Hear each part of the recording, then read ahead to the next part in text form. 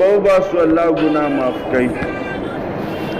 د نبی کریم صلی الله علیه وسلم یو اوږد حدیث شریف دی، وایي چې یو بندی او هغه سره یو اسی وي او هغه باندې د ځان سازو سامان تړلی او دی په یو صحرا کې رواني او هغه صحرا داسې وي چې هغې کې مزل په ورځو ورځو دی او په شپو شپو باندې دی، یعنې ډېر زیات مزل دی پکې.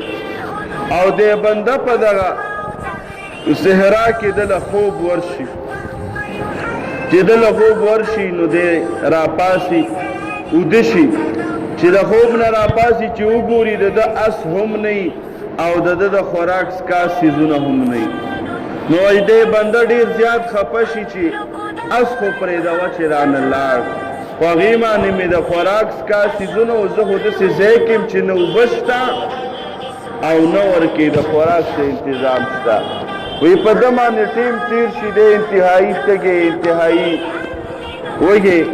وایي د ده داسې حالات شروع شي چې د لوږې د لاسه ده ته آثار مرګ راشي او دغه آثار مرګ په غم کې دی ناست دی، ایسته خوب ورشي، چې دی څنګه خوب ورشي اوده شي چې دی راپاسي چې وګوري एकदम یې د ده سترګو نظر په خپله سورلۍ په اوبو او په خوراکو لګېږي، نو وایي دی ډېر زیات خوشحاله شي او دومره خوشحاله شي. ولې دا د خوشحالۍ خبره نه ده چې یو سړی وږی تږی او د لوږې د لاسه په غم کې اوده شي او چې راپاسي اوبه هم شته، خوراک هم شته، د تلو دپاره ګاډی هم شته، نو دا خوشحالي نه ده.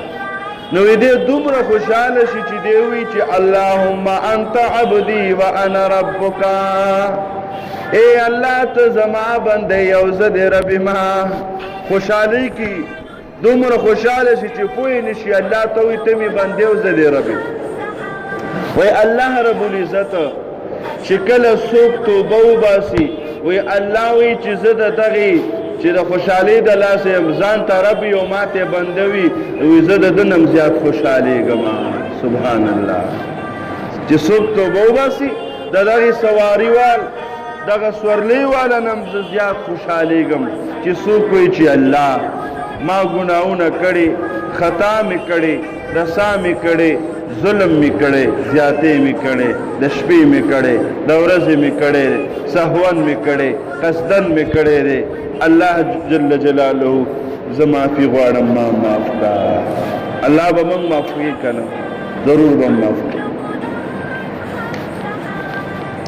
نبی کریم صلی الله علیه وسلم فرمایي یو ځل د سفر نه راته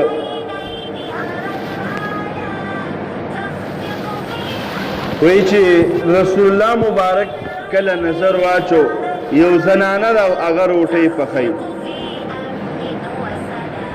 او دا خپل ماشوم یې د ځان نه ډېر لرې کېنولی.